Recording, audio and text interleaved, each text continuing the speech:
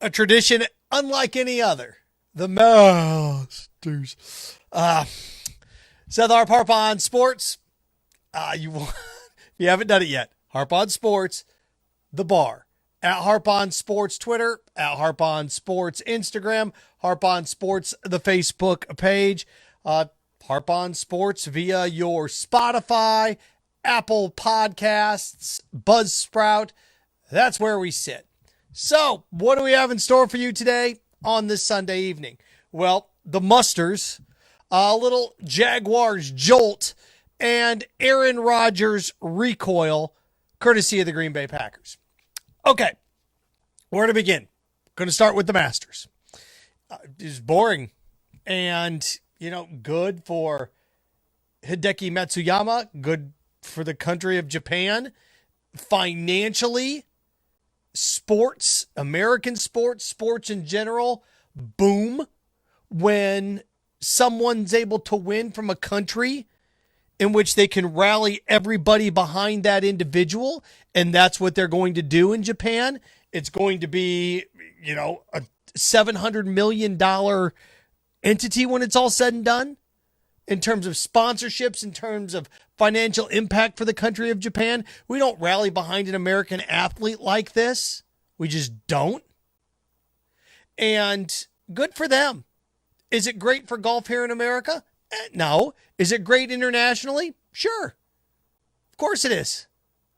We don't have this. We don't have individuals that go on and succeed in a sport that we rally behind them. We just don't. Well, it's because we've been so successful. Maybe. We just don't have that guy anymore. We kind of have had that individual. I don't even know what sport we'd even have somebody that, maybe Lance Armstrong to some extent in the Tour de France. Maybe. 20 years ago, though. So, good for him. But it was boring. It was. And then you go through and you look at golf and the big names. Between the Tiger Woodses of the world and the Phil Mickelsons of the world, Tiger's got, 15 majors? Phil has 6? Phil's he have 6? Here's the issue. Rory has 4? Hasn't won one in 7 years. Jordan Spieth has 3. Hasn't won one in 4 years. Spieth's around, but he's never there. He's never there. It's never, here's Jordan Spieth. Not for 4 years anyway. So with Tiger Woods and the success that Tiger Woods had, I know it's been 2 years since he won the Masters, and I keep saying, it's Tiger ruined it for us 2 years ago. Oh, stop it. Tiger won 4 green jackets before then, or won the green jacket 4 times before then. It's that this new crop, the thing that made Tiger so strong, Tiger made the cut for how many straight years? A decade? Tiger made the cut every single tournament for almost a decade.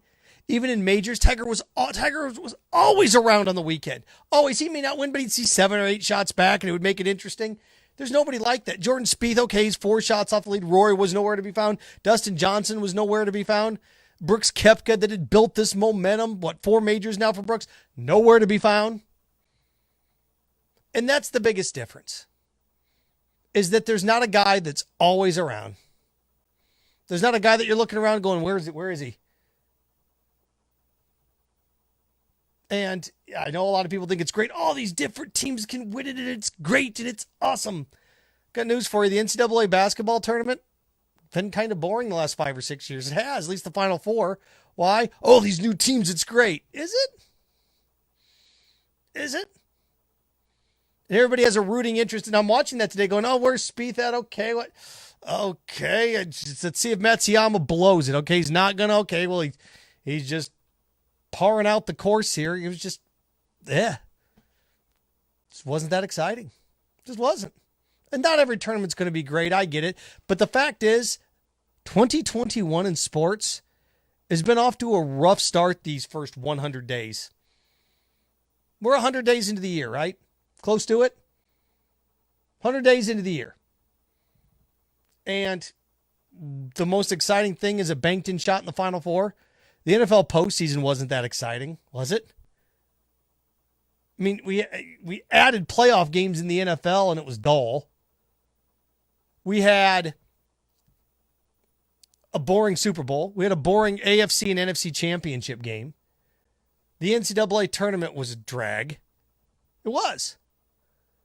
And the Masters, yawn. What's our next big one? What's our next big one? I mean, what? The Indy 500 at the end of May? Okay, I guess. I guess the NBA postseason. The NBA postseason starts here in a month. So, can the Lakers defend? I guess that would be kind of interesting. But look, when LeBron went out, and okay, what the Nets have built, it's been a boring 2021 sports season. It has been boring. It's been dull. Not everything's going to be great. But I hope this makes people appreciate, I'm tired of, this is what drives me nuts. When a collective unit gets upset, I'm tired of the same teams every year. I'm tired of the same teams. Here's a bunch of new faces this year, gang. How exciting is it? Baylor. Yeah. NFL postseason, boring. NCAA tournament, dull. No Duke, no Kentucky, boring. The Masters. You may, I loved it. Okay, great. Great for Japan. Golf made a bunch of money. And you don't have to have an American win to be successful. It's kind of like a movie doesn't have to do great in America because the foreign box office can push it over the top. There are some movies that break even here in the States, but when you add the foreign box office, boom, something that really wasn't that gigantic of a deal 30, 35, 40 years ago. Now it's everything. Globalization.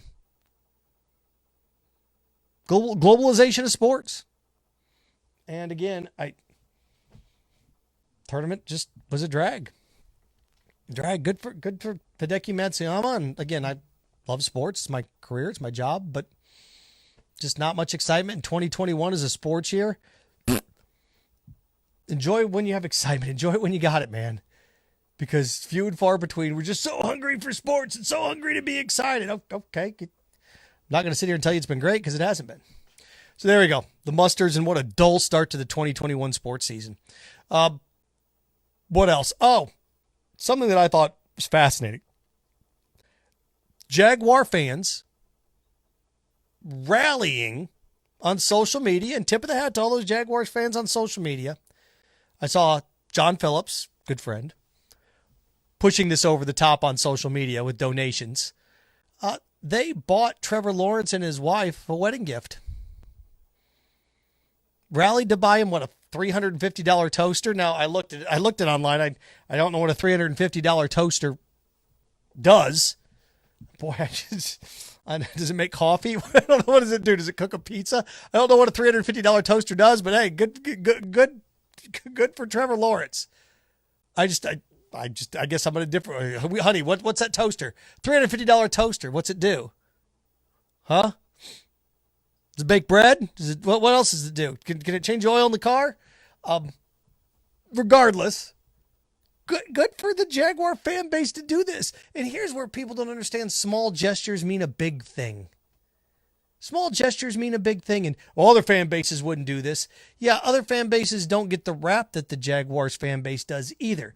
If your fan base is paraded about, think about this, as a fan base that doesn't care, that doesn't show up, that isn't really that passionate, nobody really kind of wants to play for you.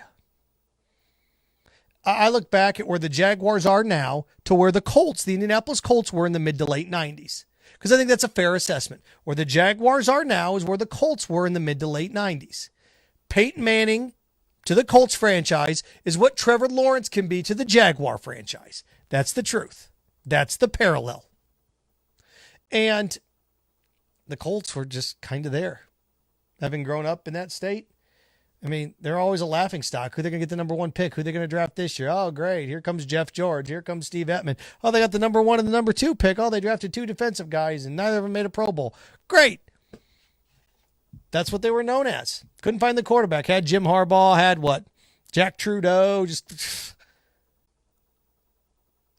couldn't do it. Jeff George, as I had mentioned before.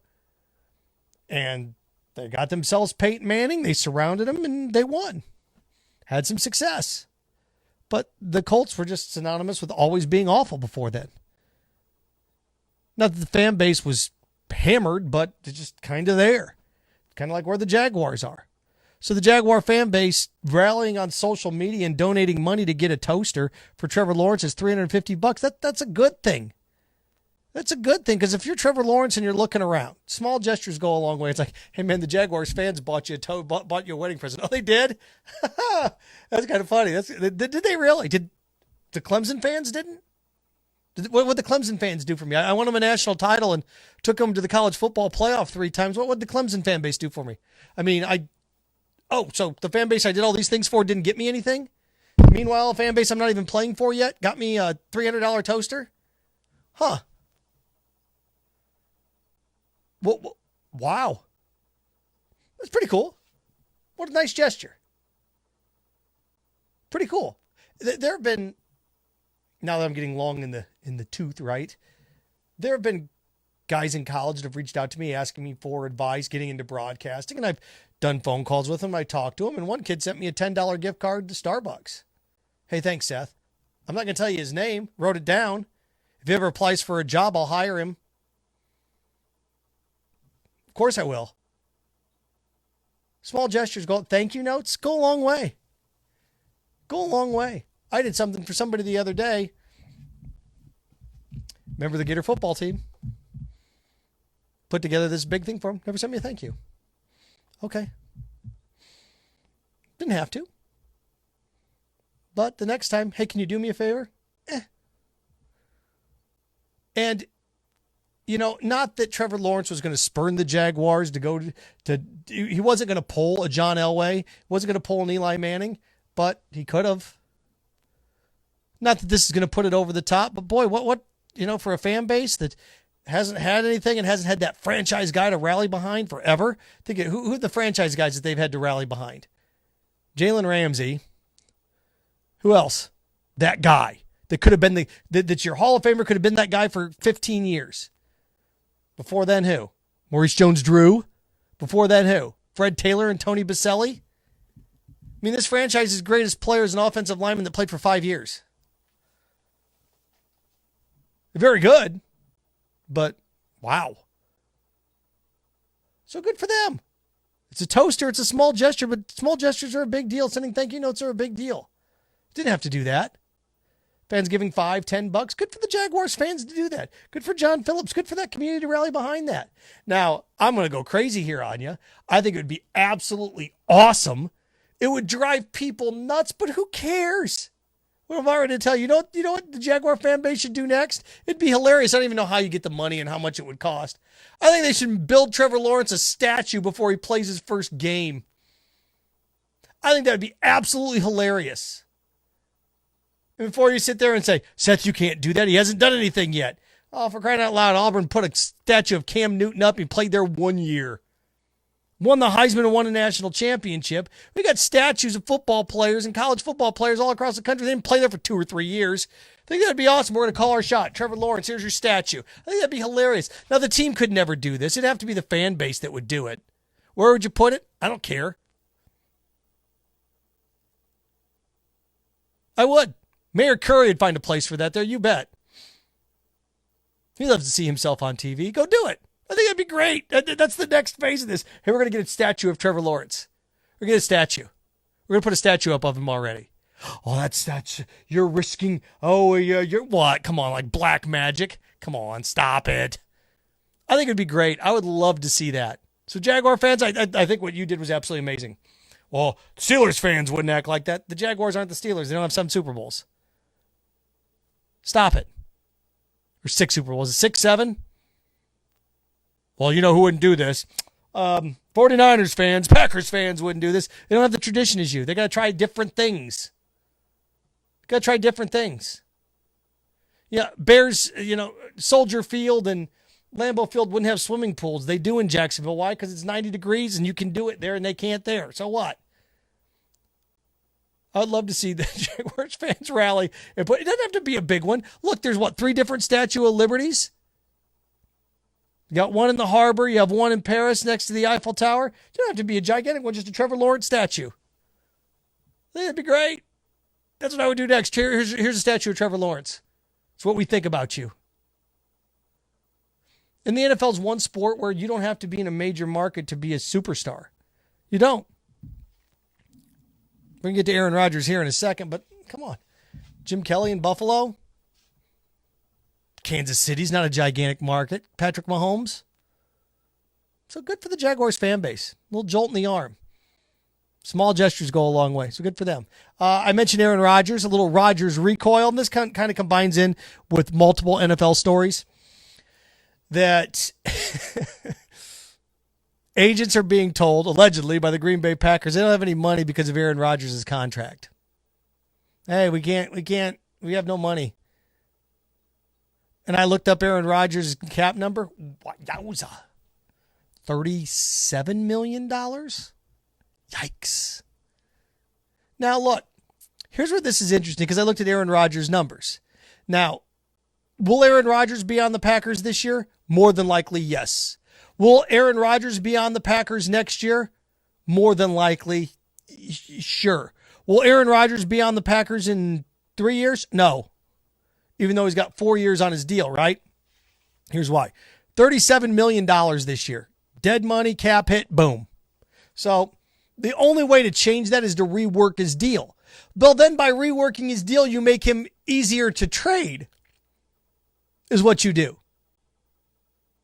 So if you rework his deal and put some money of the signing bonus on the back end, you convert it to a signing bonus and put money on the back end. So right now he's $37 million this year. If you redo his deal and you can free up and you put $10 million on the back end, okay, well then he's a $27 million cap hit this year. That gives you $10 million more to go get some free agents. There you go. If you are Aaron Rodgers, you look around and go, why aren't the Packers spending any money? Oh, you want me to rework my contract so you can spend money? You just drafted a quarterback in the first round. That is an ugly situation there. And both guys, both the Packers and Aaron Rodgers are staring at each other across the table playing blackjack, and they have the exact same number. They're both at 20. They're not going to hit. The Packers know, hey, man, he wants to rework his deal. He can rework his deal and save him some money and save us some money so we can go get free agents. Aaron Rodgers looking at that going, I'm not going to rework my deal. Why would I rework my deal?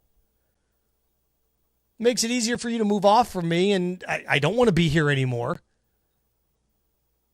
That's ugly. What's going on in Green Bay, you look at that. He's $37 million this year, $39 million, right? Next year, he's what, a $38 million salary, but only a $17 million dead money cap hit. So you can move on from him next year and save $21 million. And then the next year is why there's no way.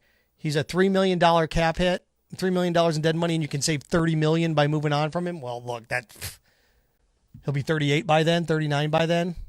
He's what, the sixth highest paid quarterback in the NFL? So the Aaron Rodgers situation is fascinating to me because do I think they trade him this year? No, because it's too much money. And if he would convert that, okay, we're going to put $10 million on the back end. We're going to convert it to a signing bonus. Then you could trade him. Easier if you wanted to, but basically at that point, if you're the Packers, he moves some of this money around so we can go be competitive these next few years. If you're Aaron Rodgers looking around going, I'm not going to move any of this money around. Why am I going to take a pay cut? Why am I going to move some money on the back end? And the Packers also look at that and go, well, if we convert this $10 million in 3 years into a signing bonus this year, you're going to get paid the same amount of money. But the likelihood of us moving on from you, he doesn't want to be there anymore. They really don't want him there anymore. Aaron Rodgers, he's not going to rework this deal. He's not. And they'll trade him next year more than 50-50 chance they trade him next year. And that's why if I'm like the Philadelphia Eagles, I have a tough time believing the Packers would trade him to the Lions. If I am look, you have certain teams that are all in, right? The Jets are all in at quarterback. Of course, the Jaguars are all in at quarterback. 49ers are all in at quarterback. The team that's going to be kind of out there lurking here in a year from now is going to be the Patriots. Now, would he go to Green Bay? Or would he go to New England? I don't know. The Colts, if Carson Wentz doesn't work out. Next year's going to be a zoo. You have all these quarterbacks that are in the draft. That's why a lot of teams aren't trying to make big trades. The Russell Wilsons, Deshaun Watson, a story in and of itself. But the Aaron Rodgers saga, next year, Russell Wilson and Aaron Rodgers are going to be on the trading block next year. Both of them. And if you're the Eagles and you try. You try the Jalen Hurts thing. If it doesn't work out, it doesn't work out.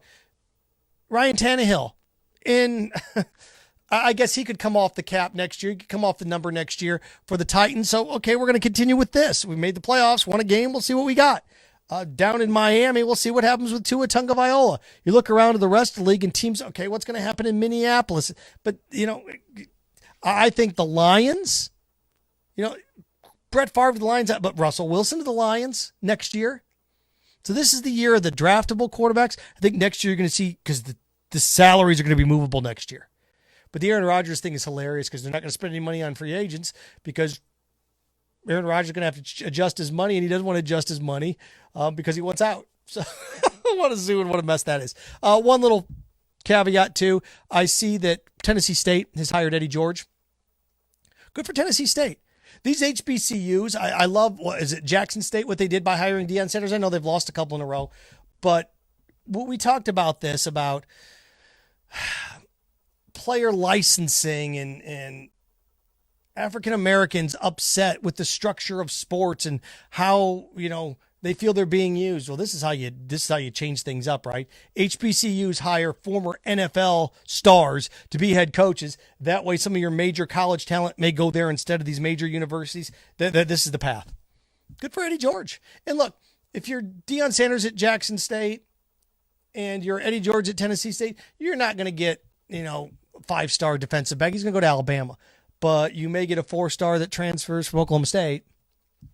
And that's how you build this thing up. Takes a while. So there you go. So the Musters, little Jaguars, Jolt, and little Rodgers Recoil, NFL, fascinating stuff. Harp on Sports, The Bar, of course. Follow, share, like Harp on Sports, the YouTube channel, at Harp on Twitter, at Harp on Sports on Twitter, Harp on Sports, the Facebook page. Scrolling down here, Spotify, Apple Podcasts, Buzzsprout, and the like, also harponsports.com. So there you go. We knock these things out every Wednesday and Sunday night. Hope you enjoyed it. Until next time, stay strong, stay clean, stay focused. Frankenstein, have fun with your friends.